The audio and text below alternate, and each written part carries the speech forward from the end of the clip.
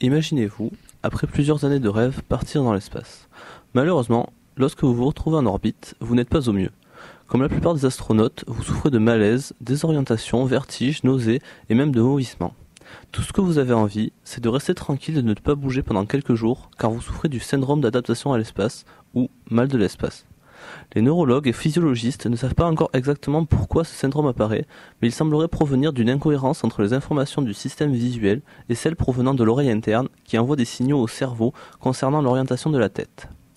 À la fois la cause et les symptômes se rapprochent du mal de mer ou du mal de l'air. Vous vous dites « je n'ai jamais souffert du mal des transports » ou bien « j'adore les montagnes russes ». Malheureusement, vous allez tout de même probablement souffrir du mal de l'espace. 90% des astronautes le ressentent et 10% souffrent d'une forme beaucoup plus sévère incluant de nombreux vomissements. Et pourtant, ce sont des personnes très entraînées qui ne souffrent habituellement pas du mal des transports, comme des pilotes de test ou des fans de montagnes russes. En réalité, même après de nombreuses recherches, il n'est toujours pas possible de prévoir qui présentera les symptômes ou de fournir un entraînement adéquat. La seule chose à faire serait prendre des médicaments et espérer qu'il n'ait pas d'effet secondaire ou simplement attendre que les nausées passent. Pour des missions de longue durée, le mal de l'espace est un inconvénient mineur, mais si vous ne passez que quelques jours dans l'espace, il devient préoccupant.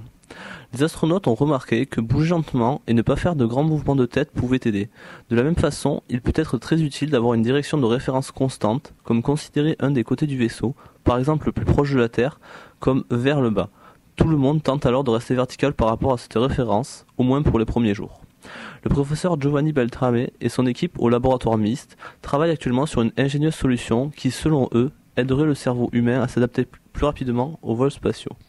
L'idée est assez simple. Recréer le système d'orientation auditive du cerveau en lui fournissant un point de référence. Voici comment ça marche. Voici le prototype.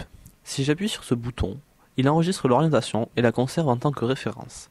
Vous pouvez voir sur l'écran que le système mesure l'orientation, et si je branche mes écouteurs audio, je pourrai entendre un son qui semblera provenir de l'écran, peu importe l'orientation de ma tête. Vous pouvez tester le système par vous-même. En utilisant des écouteurs audio, vous pourrez entendre le son généré par notre prototype.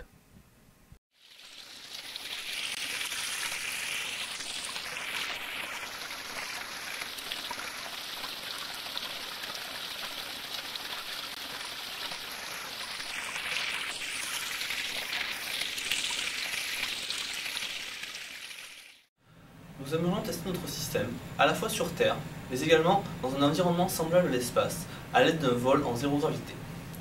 Nous espérons que votre aide nous permettra d'améliorer le confort des futurs vols spatiaux, scientifiques, mais également touristiques.